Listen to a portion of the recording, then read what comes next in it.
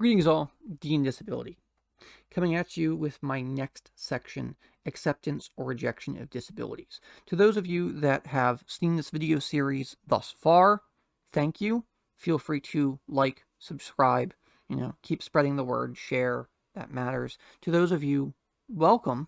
Feel free to like and subscribe and share the word because that's what matters. But also, I highly recommend watching the first video in the series first, as it will help make a lot more sense. With that preamble out of the way, the battle has been fought and won, the troops have left the field, and the muster is now sent home. The game's been played, in other words. Looking back, disabled players find themselves at a pivotal point in their narrative. Do they narrate the role of their disability, or does it remain left out? The acceptance or rejection, welcome to the topic of this video, acceptance or rejection of disabilities, but the acceptance or rejection of the role of one's own disabilities intersectioning with the game was a common struggle for participants in my study.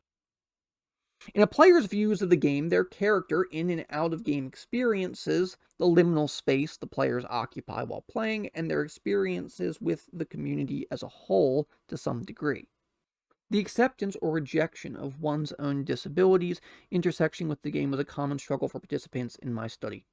In a sense, the acceptance or rejection of their disability intersects with the disabled player's views of the game, their character, in and out of game experiences, the liminal space that players occupy while playing, and their experiences with the community as a whole to some degree. However, one may reject their disability's effect on their TTRPG experiences, but still consider themselves part of a disabled player community. Some had clear acceptance or rejection of the role of their disability. That is its effect of their gameplay experience, while others were more conflicted due to the social stigma of the term disabled. Participants' views of their own disabilities, whether they considered themselves disabled or not, and if they have considered the game in relation to their disability before, are covered by this theme. For some, acceptance or rejection was not as important, since disability was always in the background. While not central to some D&D's players' experiences, disability could always play some indistinguishable role in their lives. Birch, Rembus, Carter, Koskinza, McGruer are examples of how academia has grappled with disabled identities, trans identities, i.e. McGruer, Birch, and Rembus, and rethinking what goes into pivotal moments of play, Carter and Koskinza. As such, acceptance or rejection of disabilities is a framework theme that maintains the tension of whether or not a disability was at play, particularly in a moment of failure in the subject's gaming experience, and the effect that has on their experiences with TTRPGs.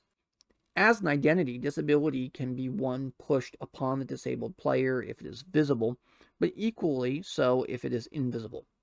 Many players with hidden disabilities, such as autism spectrum disorder, ASD, mutism, Tourette's syndrome, etc., have a difficult choice to make.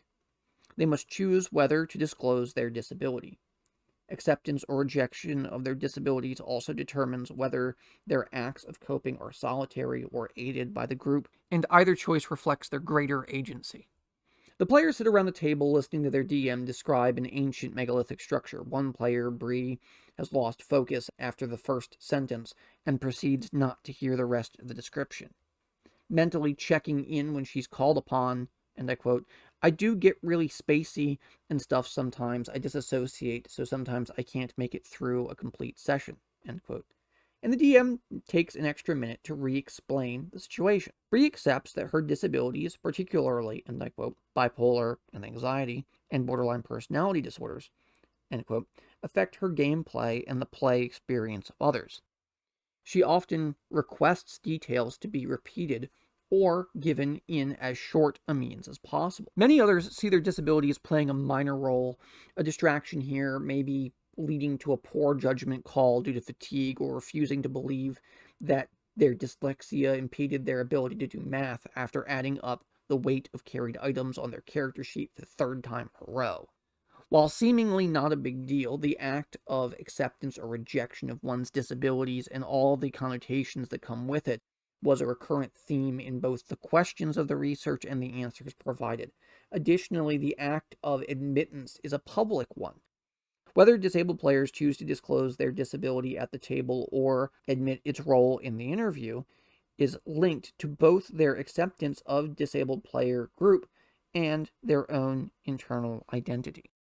Ark, a selectively mute disabled player, finds their disability central to their gaming experience, but not one that is in the same as any other player.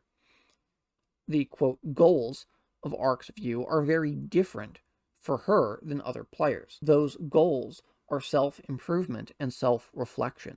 She explained her view of disability as, and I quote, if a blind person shoots at a target but only hits the edge of the target, that's a failure since that's worth no points. But for the disabled person, hitting the target at all is a success. I want to be a better person. I've gotten much better anger control since I started playing, but also it took a while to self-reflect and actually address these things as problems, end quote. The anger mentioned above came from people skipping her turn or talking over her since she has to rely almost entirely on typewritten words until someone is familiar with American Sign Language. The game, like her life, is wrapped up with Ark's disability. However, the goals that Ark sets for herself as not the win or lose of most games. Playing the game well, managing her anger, overcoming her problems, counts as a success for Ark.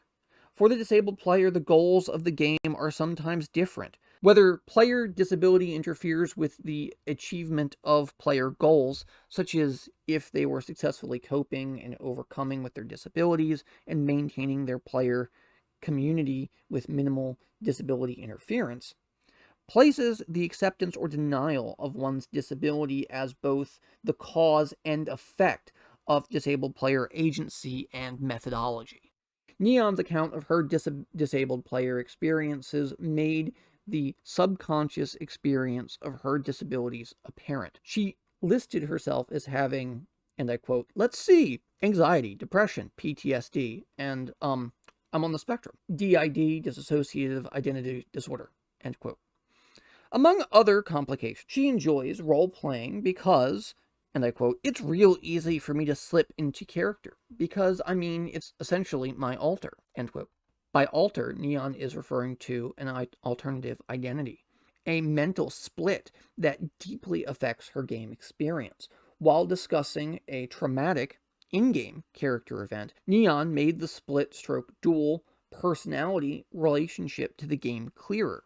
And I quote, my character is completely fine with it. She's completely clueless, but my alter, the character she's based on, is all kinds of twisted over it. End quote. Half of Neon is accepting of the in-game event as being part of the game experience, while the other is viscerally upset by it. For disabled players such as Neon, the acceptance or rejection of their disability is not possible. Their disabilities are a part of themselves and cannot be easily separated even if the two identities are functionally separate. Alright, y'all. This has been my discussion of acceptance or rejection of disability. Tune in next time where we wrap up this portion with my final main theme, disability itself.